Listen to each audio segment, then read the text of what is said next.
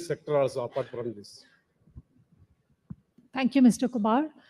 Dr. Kajal, policy plays a very important role, in promoting or accelerating the growth on the ground. Can you talk to us a bit about the scheme Unnati that was introduced last year and how it's probably also how its uptake has been? Great. Good afternoon, everybody. It's a pleasure to be with all of you today here. And thank you, India Today Group, for inviting me as a panelist. And thank you for your question. I would say I come from DPIIT. I'm Dr. Kajal. I'm an IAS officer working with the Department of Promotion of Industry and Internal Trade. Our department is known to make those kind of changes, which I believe is like it's a face of the country that we present everywhere.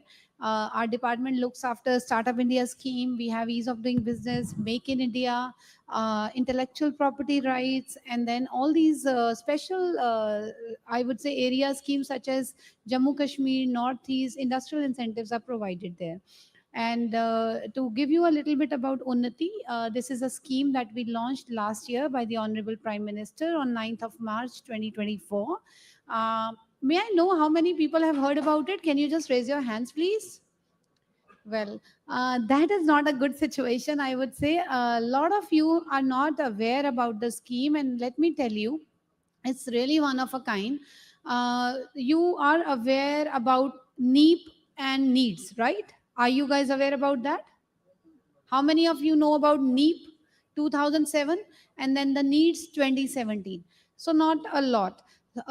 This is something I believe that is the major problem that we face with the Northeast and particularly Sikkim. I have been to Sikkim twice, and let me tell you, very beautiful place. You all belong to Sikkim and we love Sikkim. This is a scheme which has come after, I would say, a gap of 2 years. There was a break. Needs got over in 2022, and in 24 we launched this new scheme. Under this scheme, we have proposed an outlay of 10,000 crore, which is basically earlier schemes. If you are aware of it, we were not able to earmark it to the states, and most of the funds were like kind of consumed by Assam. This time this has been taken care of, and let me tell you, you have 500 crores out of this, which is like what we have done is out of 10,000 crore we have earmarked 60% of the budget. So 6,000 crore approximately is earmarked to all the 8 states in the Northeast, and for Sikkim it is almost 514 crores. So if you want to take advantage, I think this is the time. And rest of the 40%, this will be based on the first in first out. So whichever state goes first and comes first and has more investment coming in would be able to take the advantage of this scheme.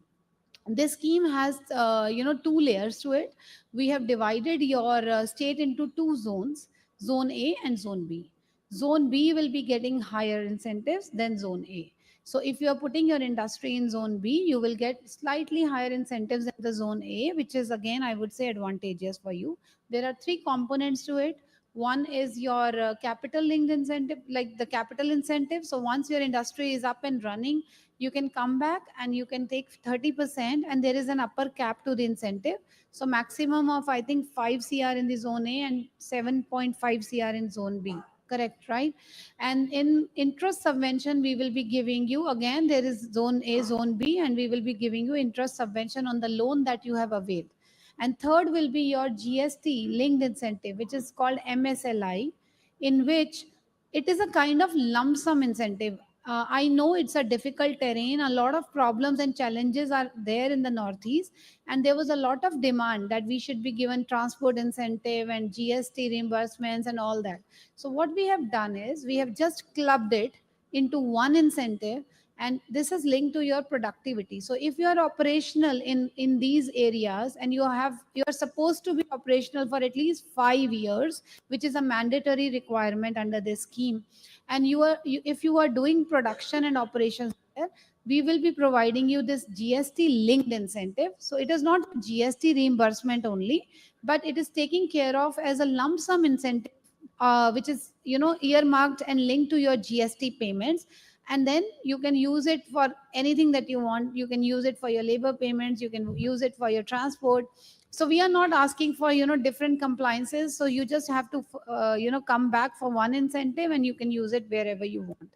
So I believe this scheme has been really great, and it can really change the shape of Sikkim in the coming times. What I want from all of you is to avail the benefits and come fast, come soon, because the last time for registration is March 31st, 2024. Thank you. Okay.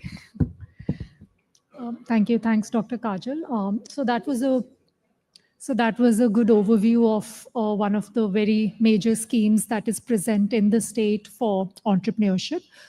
Dr. Raj, as someone who works, in the state on the ground with entrepreneurs, with students, how do you see? I mean, what is the mindset that you see, that you view amongst the people on entrepreneurship? What is the work you're doing with students and even entrepreneurs to enable the ecosystem of starting up in the state?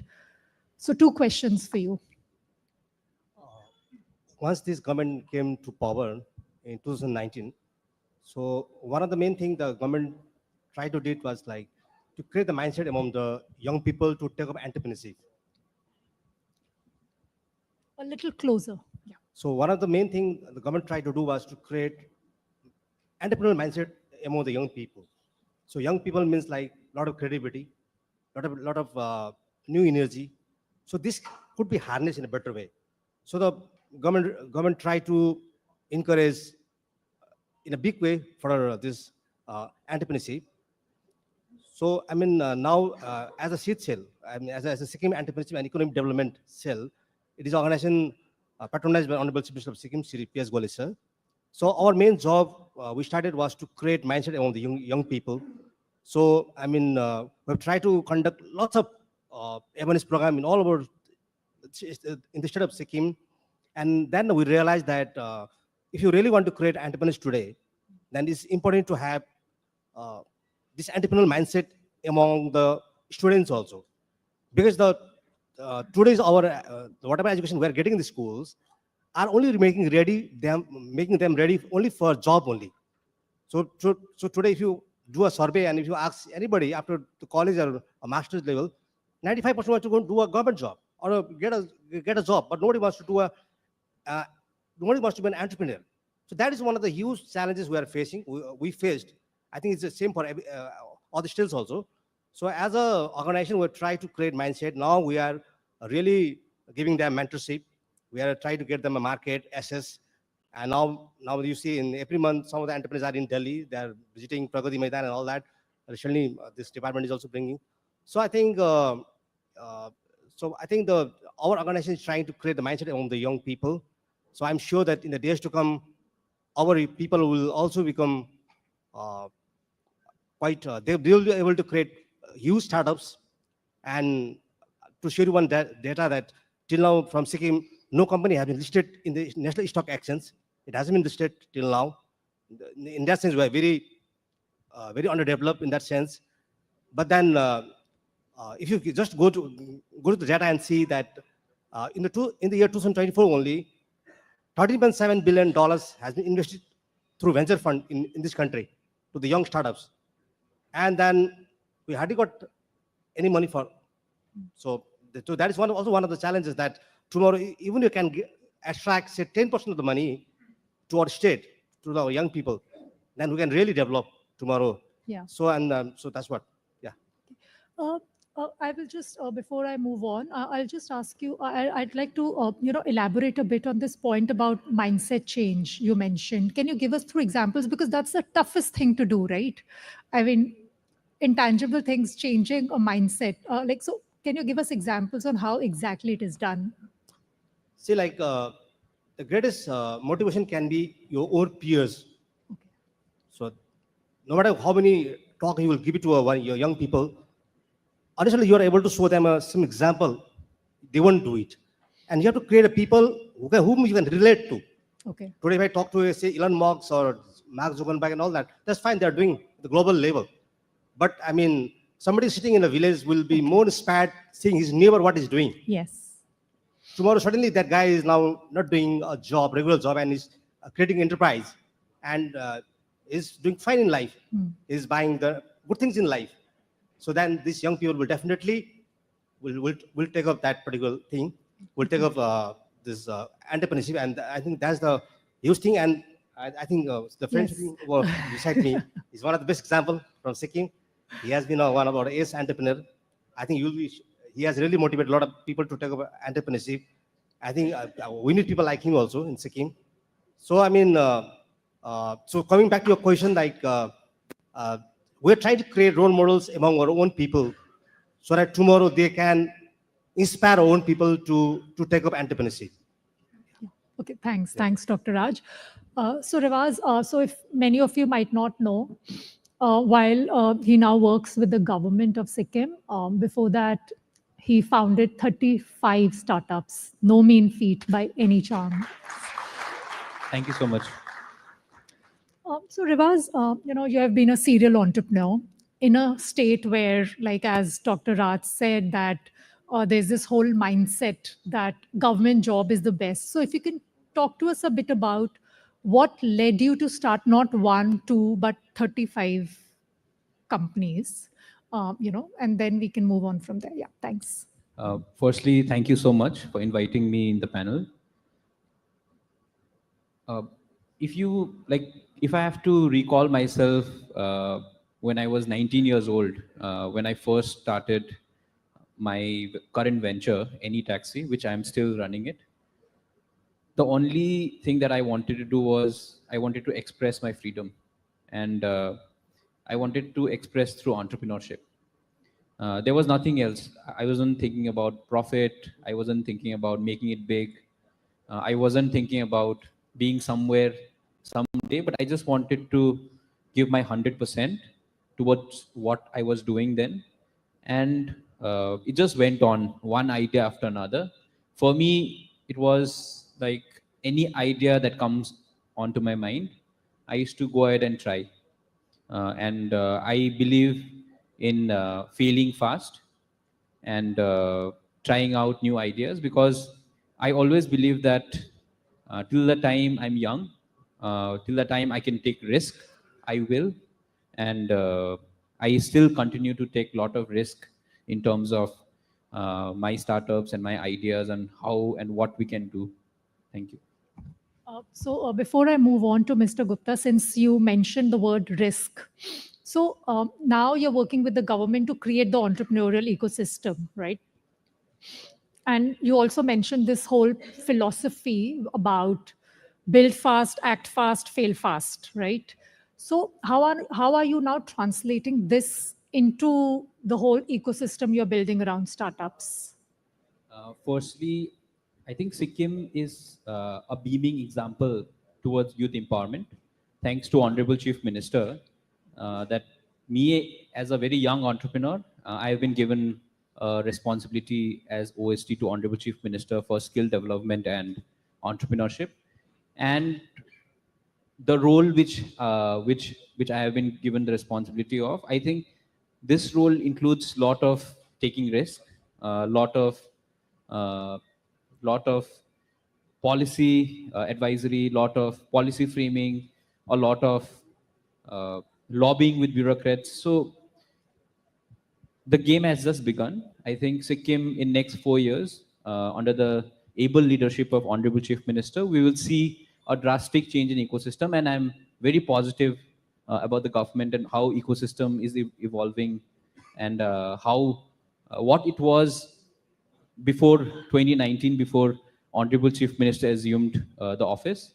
Post 2019, before 2019, there wasn't a single startup which raised private equity. Okay.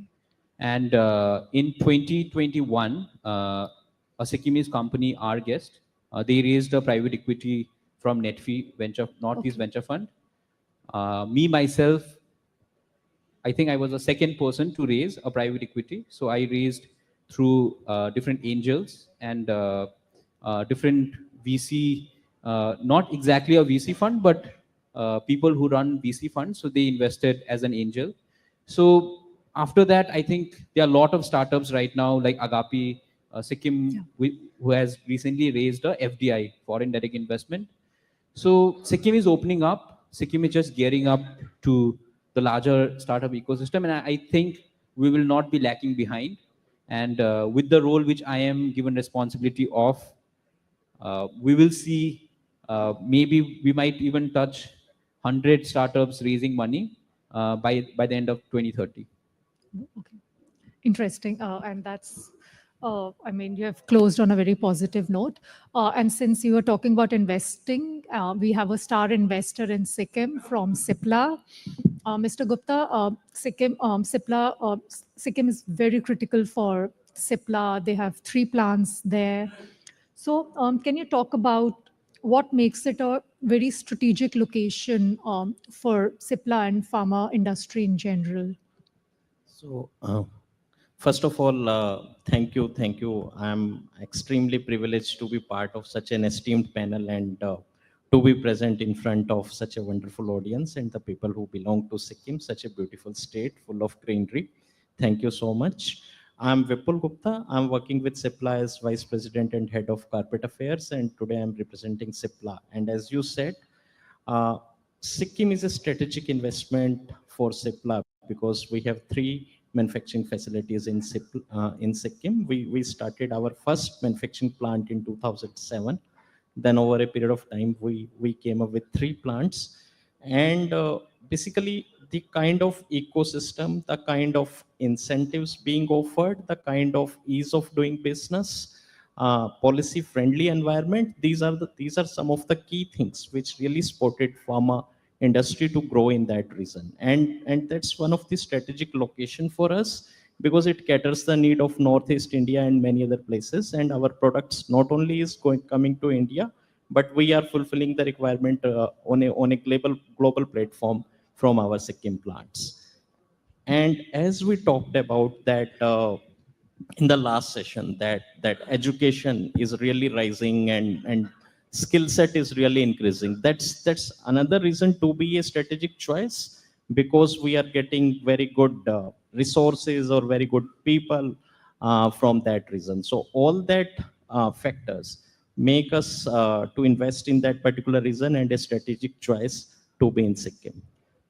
You spoke about subsidies and EODB, ease of doing business in Sikkim. So vis-a-vis from other states as compared to, can you give us 2 or 3 examples on what makes the subsidies more attractive vis-a-vis other states, or what makes EODB more attractive in Sikkim than other states? So, like other states are also offering a lot of incentives, but what we feel that Sikkim is a very friendly state.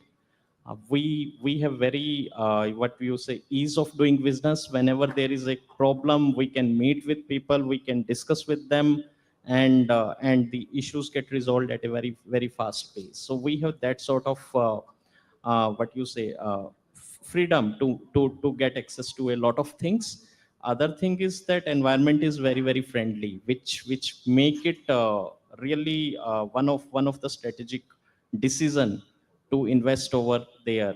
Then we have seen the transportation, the road, everything has improved significantly over the past few years, which is really giving boom to the pharmaceutical industry.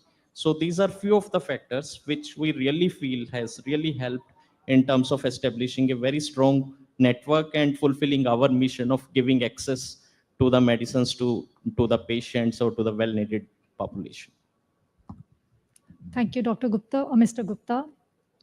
Mr. Kumar, coming back to you, the whole MSME sector in India has this problem of dwarfism.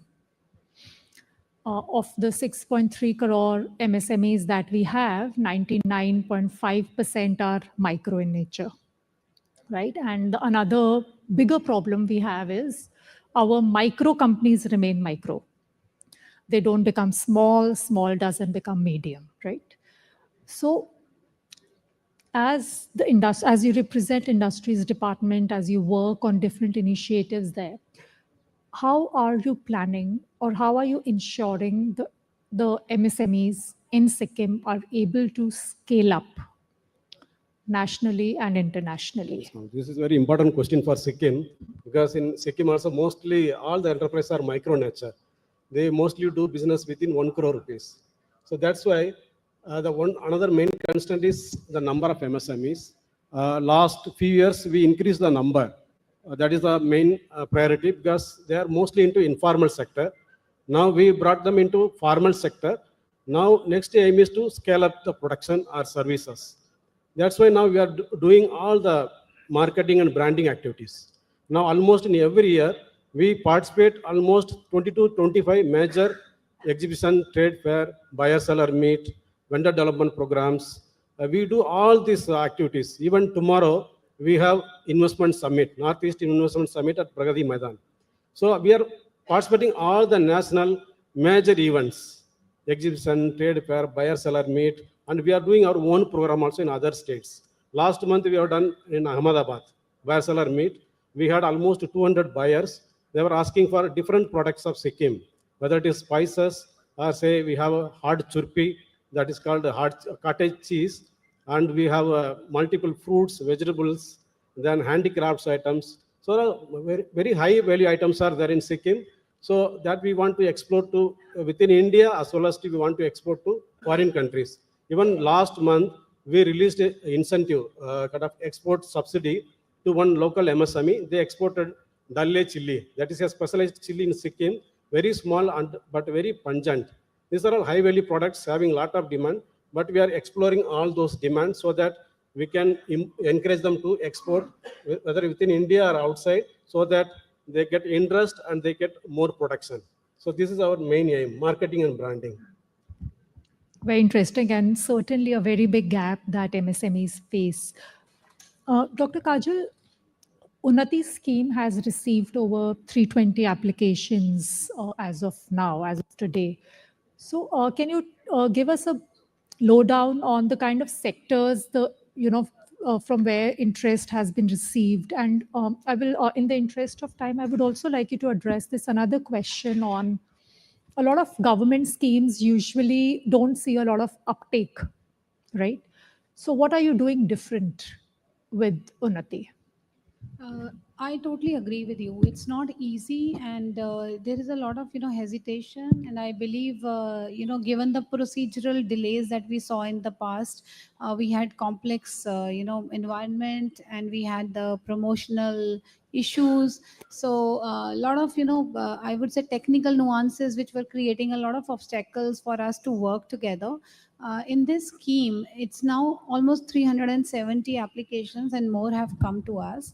But Sikkim, I mean, I'm little, I would say, disappointed that we have only 10 applications, and we really need to give it a big push, because this is something which I don't want that Sikkim should be left behind in any case. All the government officers who are sitting here, I would nudge you and request you that this scheme has a lot of potential. And we have, as you asked me, what's different this time?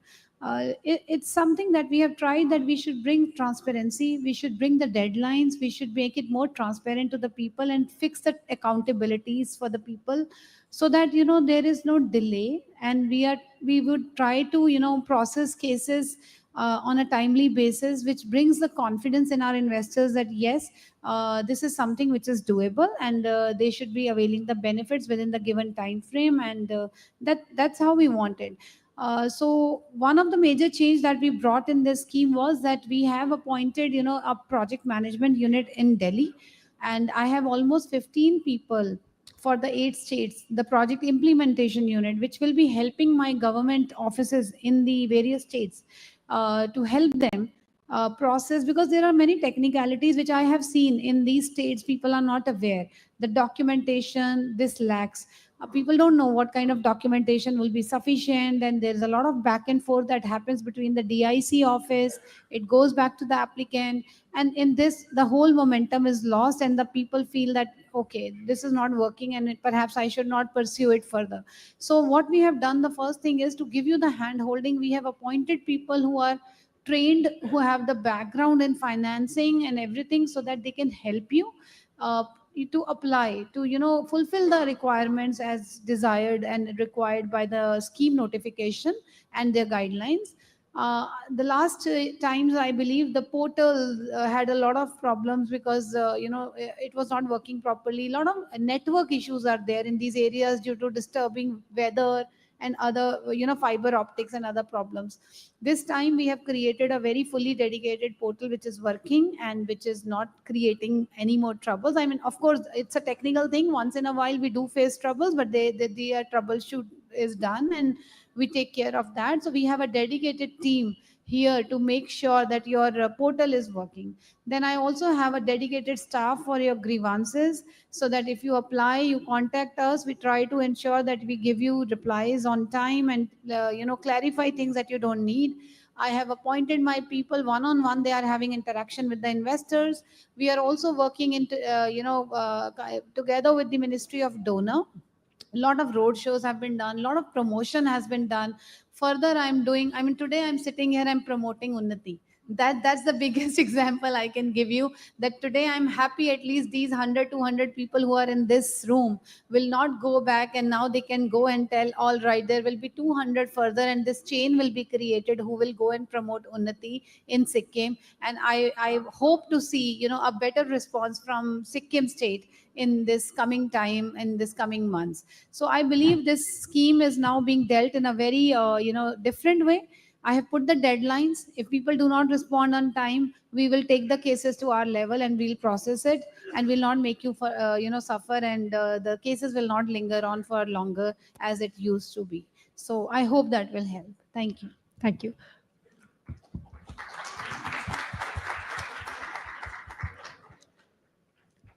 Dr. Raj, as you work with SEED, as it's called, Sikkim Entrepreneurship and Economic Development Cell, earlier you spoke about the work it does with students on mentorship, changing the mindset.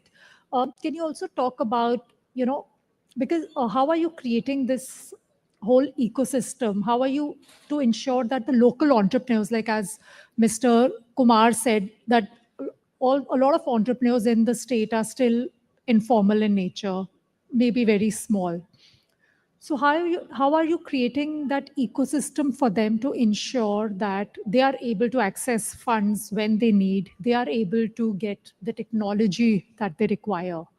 And also, I would like you to highlight the impact. If you can share some numbers on entrepreneurs impacted, like businesses scaled up, something around those lines.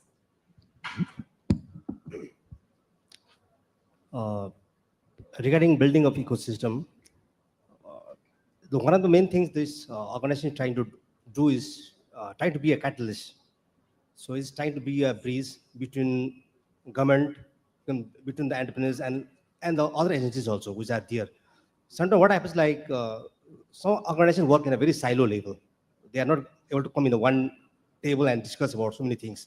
So I think CM Saab wanted us to do that only. So once he formed this organization, the mandate was to try to be a bridge between the government and the entrepreneurs. Sometimes government bureaucracy may not be able to go to that level, which we are able to do as an organization. So our mandate are different. We are mission driven to do what we are trying to do, and it's so in that sense that to tuition centers. Then you have government policies also. There also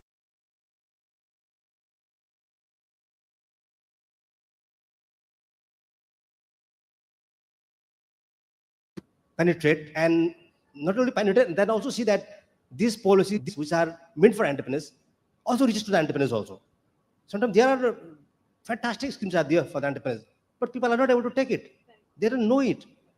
And there, once seat came into firm, then we are really doing that. Now the numbers are really speaking. Just now you was taking about our numbers, like see what impact we have done. See, before 2019, there was only 3,000 around Udyam registrations were there. Udyam registration is the matrix then which you can count as an MSME. Now we have got around 15,700. After this government came to power, I think for this, I think everybody needs clapping for this. I think. So once this government came, PS Gole government came, the numbers have right now is 15,700. So within the 4 years, you have make it 2 times double. So this is one of the huge achievement. And of course, like in Sikkim, there is a very thin line difference between a startup and MSME right now. That I'll accept. This is like, which is something which we cannot change within a year.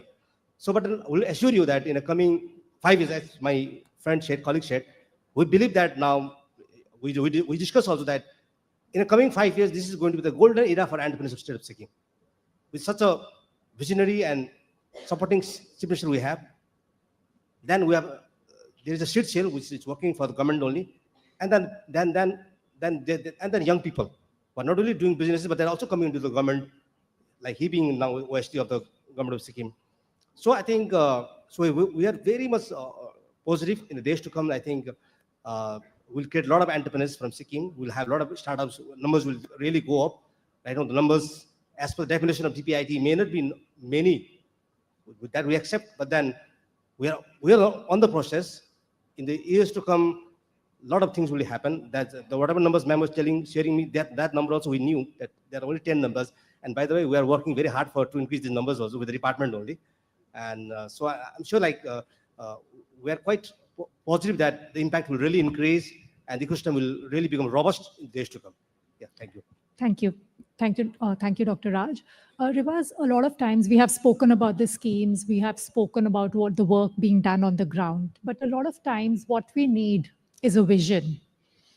And there is one such vision which is called One Family, One Entrepreneur. Can you talk to us a bit about that and how that is enabling or rather shaping up the entrepreneurial ecosystem in the state, going above and beyond the schemes and policies that exist? Thank you. I think this is a vision which Honorable Chief Minister has envisioned for Sunaulo, Samriddha and Samarth Sikkim, which is again aligned with the Vikasit Bharat, the mission of the Honorable Prime Minister. So one family, one entrepreneur is something a lot of people, until they understand the science and maths behind it, they find it very vague. So I just want to explain how the Sikkim government is envisioning this program. So I have been closely associated with the self-help groups of Sikkim. We have around 5,500 self-help groups, which has more than 50,000 members. And to talk about numbers, out of this, if you see the NPA, so SHG, they have a community revolving fund, close to about 100 crores. And they have taken around 200 crores in terms of credit. So, and if you talk about NPA, out of this credit, you'll be very surprised, and maybe you can find this data online also.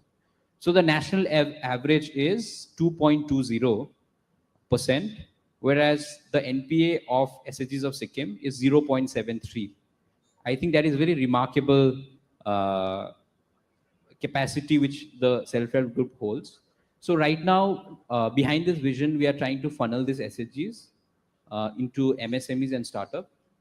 The Honorable Chief Minister, in the current budget, he has earmarked money for Chief Minister's Self-Employment Scheme, which is a grant of up to 3 lakhs, which can be availed by different SHGs and entrepreneurs in Sikkim, which are who don't have facility to different credits.